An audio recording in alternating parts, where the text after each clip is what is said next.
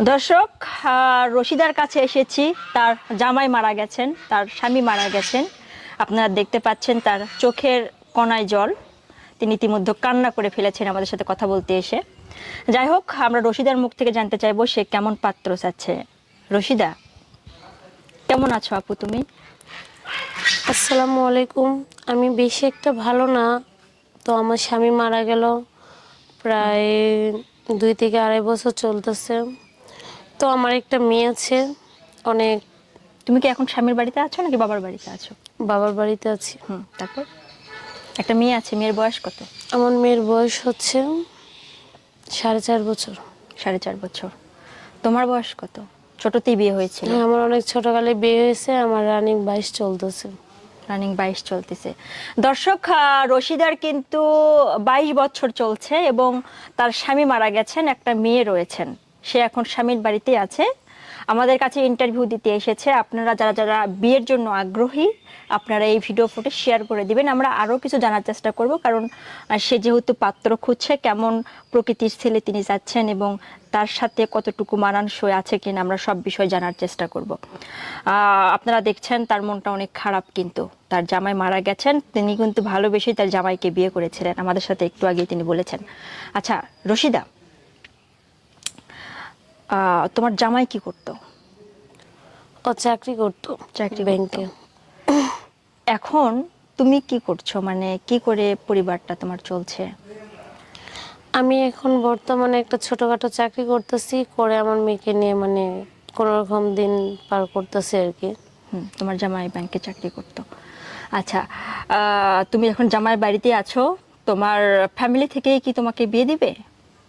হ্যাঁ, আমার শ্বশুর বাড়ি থেকেই সবাই বলতেছে যে যেহেতু মেয়েটা ছোট আর অল্প বয়সে জামাই মারা গেছে, একটা বিয়ে শাদীর দরকার আছে। কারণ মানুষের নানান ধরনের কথা বলে। রশিদা, একটু একটু কথা আছে, তুমি একটু লাউডলি কথা বলো, কারণ আমার কাছে তো মাইক্রোফোন আছে, বলো। ও আচ্ছা। তো আপু বুঝিনি, এরকম একটা ঘরে জামাই না থাকলে অনেকে অনেক ধরনের নানান কথা বলে, ভালো খারাপ সব মিলে বলে। তো এগুলো কথা শুনতে শুনতে মনে করেন আমি অতিষ্ঠ অতিষ্ঠ হয়ে যাইতেছে, যে শোনার মতো ভাষা আমার নাই। তো পরে আমার শ্বশুর বাড়িতে আমি সবার সাথে কথাগুলো শেয়ার করলাম। পরে বলতেছে যে ঠিক আছে, দেখো তুমি যদি কোনো একটা মনের মানুষ পাও যে তোমাকে বুঝবে, তোমার থেকে তোমার মেয়েকে বুঝবে, নিজের সন্তানের মতো ভালোবাসবে, এরকম যদি কাউকে পাও তাহলে বিয়ে করো, বিয়ে করে আমাদের ফেলো। কোনো আচ্ছা, তুমি বিয়ে করতে চাচ্ছ যেহেতু, তুমি কতদিনের ভিতর বিয়ে করবে? যেহেতু বিয়ে করতে চাইতেছে, আমি যত তাড়াতাড়ি একটা ভালো ছেলে পাবো তত তাড়াতাড়ি বিয়ে করে নেব। যত তাড়াতাড়ি, ধরো 15 দিন কিংবা 1 মাস। হ্যাঁ, হলে সমস্যা নেই। যদি 1 সপ্তাহের ভিতরে হয়ে যায় তাও কোনো সমস্যা নেই। সমস্যা নেই। আচ্ছা, কারণ আমি চাই যত তাড়াতাড়ি বিয়ে করব তত তাড়াতাড়ি মানুষের কথাগুলো বলা বন্ধ করে দিবে। আচ্ছা, তোমাকে কি বিয়ে করলে তোমার যে মেয়ে আছে সেই মেয়ের কি দায়িত্ব নিতে হবে, এমন কিছু? হ্যাঁ, অবশ্যই দায়িত্ব নিতে হবে না? হ্যাঁ, আমার মেয়েকে ভালোবাসতে হবে নিজের সন্তানের মতো। আচ্ছা, তুমি জামাই বাড়িতে আছো? হ্যাঁ, আমার মেয়ে। এখন তোমার জামাইয়ের কোনো ভাই আছে কি? নাই? না না। এই জন্য তুমি জামাই বাড়িতে আছো, শ্বশুর শাশুড়ি মারা গেছেন তুমি বলেছিলে। হ্যাঁ, পাড়াপড়শিরা আছে, পাড়া-প্রতিবেশী তো আর বাড়িতে থাকবে না। না না, সেটাই। আচ্ছা, তো রশিদা, তোমার যেহেতু মেয়ে আছে, তুমি মেয়ে সহকারে আর কি, মেয়ের দায়িত্ব নিয়েই তুমি কারো ঘরে যেতে চাচ্ছ। তো দর্শক, আপনারা ইতিমধ্যে কিন্তু জানলেন তার একটা মেয়ে আছে এবং সে কিন্তু মেয়ের দায়িত্ব নিয়ে বিয়ে হতে চাচ্ছে। এমন ছেলে যদি থেকে থাকেন, সে বিয়ে করবে। ধরো ছেলের বউ আছে, কিংবা ধরো ছেলের বউ মারা গেছে বা ছেলের ডিভোর্স হয়ে গেছে, তোমার মতো আর কি দুর্ভাগ্য, তাহলে কি সেক্ষেত্রে সেই ছেলে তুমি চয়েস করবে?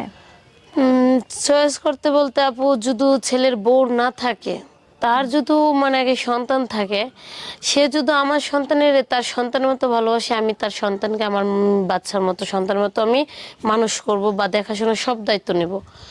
আর যদি বউ থাকে তাহলে আমি এই ঘরে যাব না।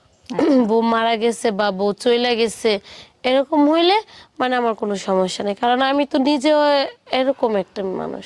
কারণ আমারও তো স্বামী মারা গেছে। কারণ যে আমাকে বুঝবে আমারও তাকে বুঝতে হবে। তো দর্শক, আপনারা ভিডিও ফুটেজটি শেয়ার করে দিবেন রশিদার ভালোর জন্য, এবং সে চায় খুব দ্রুত বিয়ে করতে। আপনাদের নিকটস্থ যদি কেউ বিয়ের জন্য থেকে থাকেন এবং রশিদার সই যদি মনে হয় যে মানানসই, তাহলে ভিডিও ফুটেজটা শেয়ার করে দিবেন। আচ্ছা রশিদা, তোমার জন্য আমরা দোয়া করছি।